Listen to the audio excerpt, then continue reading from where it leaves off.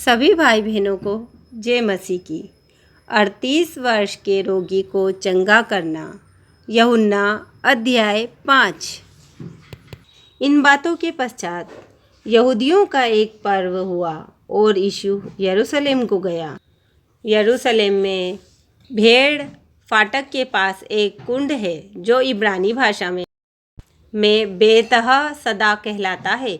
उसके 5 ओसारे हैं। इसमें बहुत से बीमार, अंधे, लंगड़े और सूखे अंग वाले पानी के हिलाने की आशा में पड़े रहते थे, क्योंकि नियुक्त समय पर परमेश्वर के स्वर्गदूत कुंड में उतरकर पानी को हिलाया करते थे।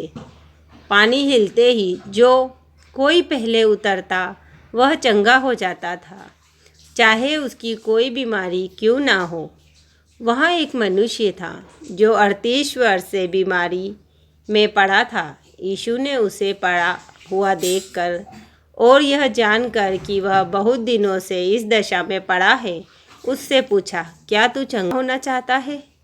उस बीमार ने उसको उत्तर दिया, हे प्रभु, मेरे पास कोई मनुष्य नहीं है कि जब पानी हिलाया जाए तो मुझे कुंड में उतारे, परंतु मेरे पहुँचते पहुँचते दूसरा मुझसे पहले उतर जाता है। यीशु ने उससे कहा, उठ, अपनी खाट उठा और चल फिर।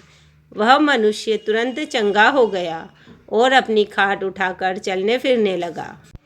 वह सबत का दिन था, इसीलिए यहूदी उससे जो चंगा हुआ था कहने लगे, आज तो सबत का दिन है, तुझे खाट उठाना उचित नहीं। उसने उत्तर दिया, जिसने मुझे चंगा किया उसी ने मुझसे कहा, अपनी खाट उठा और चल फिर। उन्होंने उससे पूछा, वह कौन मनुष्य है जिसने तुझसे कहा, खाट उठा और चल फिर? परंतु जो चंगा हो गया था वह नहीं जानता था कि वह कौन है, क्योंकि उस जगह में भीड़ होने के कारण यीशु वहाँ से हट गया था। इन बातों के बाद वह यीशु को मंदिर में मिला। यीशु ने उससे कहा, देख, तू चंगा हो गया है, फिर से पाप मत करना, ऐसा ना हो कि इससे कोई भारी विपत्ति तुझ पर आ पड़े। उस मनुष्य ने जाकर यहूदियों से कह दिया कि जिसने मुझे चंगा किया वह यीशु है। इस कारण यहूदी यीशु को सताने लगे, क्योंकि वह ऐसे काम सबत के दिन करता था। इस पर यीशु ने उनसे कहा, मेरा पिता अब तक काम करता है और मैं भी काम करता हूँ। इस कारण यहूदी और भी अधिक उसके मार डालने का प्रयत्न करने लगे, क्योंकि वह न केवल सबत के दिन की विधि को तोड़ता, परंतु परमेश्वर को अपना पिता कहकर अपने आप को परमेश्वर के तुल्य भी ठहराता था।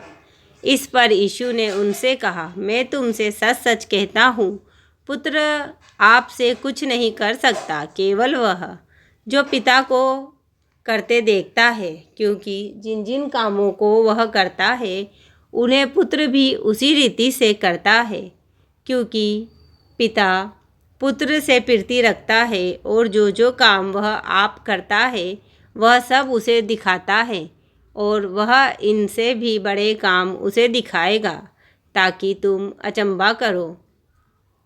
जैसा पिता मरे हुओं को उठाता और जिलाता है, वैसा ही पुत्र भी जिन्हें चाहता है उन्हें जिलाता है। पिता किसी का न्याय नहीं करता, परंतु न्याय करने का सब काम पुत्र को सौंप दिया है, कि सब लोग जैसे पिता का आदर करते हैं वैसे ही पुत्र का भी आदर करें। जो पुत्र का आदर नहीं करता वह पिता का, जिसने उसे भेजा है, आदर नहीं करता। मैं तुमसे सच सच कहता हूँ, जो मेरा वचन सुनकर मेरे भेजने वाले पर विश्वास करता है, अनंत जीवन उसका है और उस पर दंड की आज्ञा नहीं होती, परंतु वह मृत्यु से पार होकर जीवन में प्रवेश कर चुका।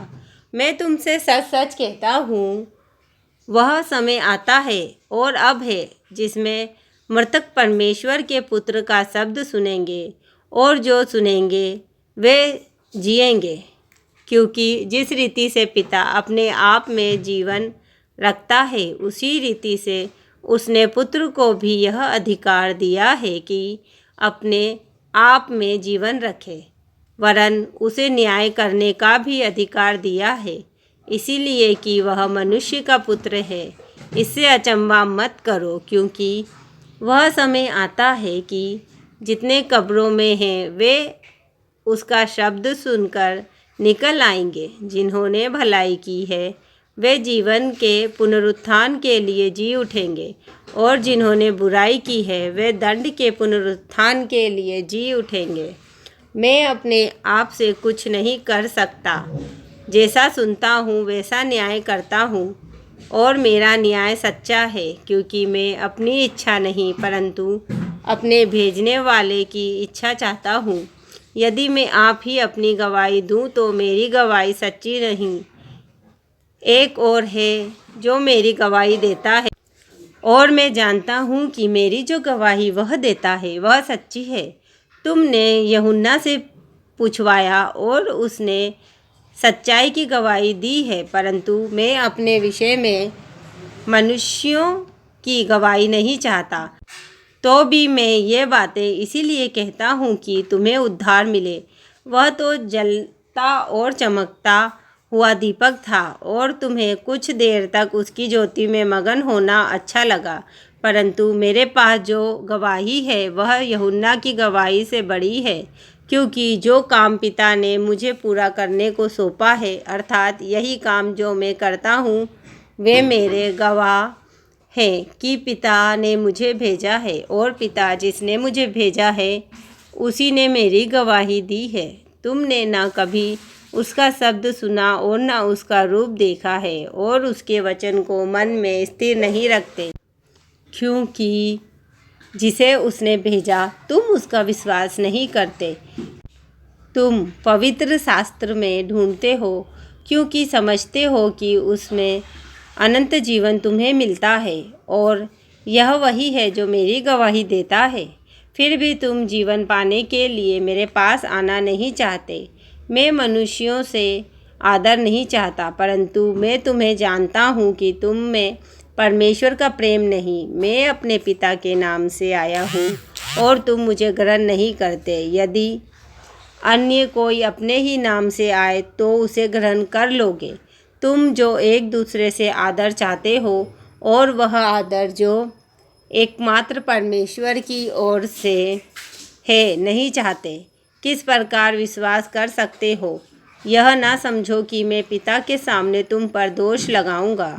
तुम पर दोष लगाने वाला तो मूसा है, जिस पर तुमने भरोसा रखा, क्योंकि यदि तुम मूसा का विश्वास करते तो मेरा भी विश्वास करते, इसलिए कि उसने मेरे विषय में लिखा है। परंतु यदि तुम उसकी लिखी हुई बातों पर विश्वास नहीं करते तो मेरी बातों पर कैसे विश्वास करोगे? आमीन।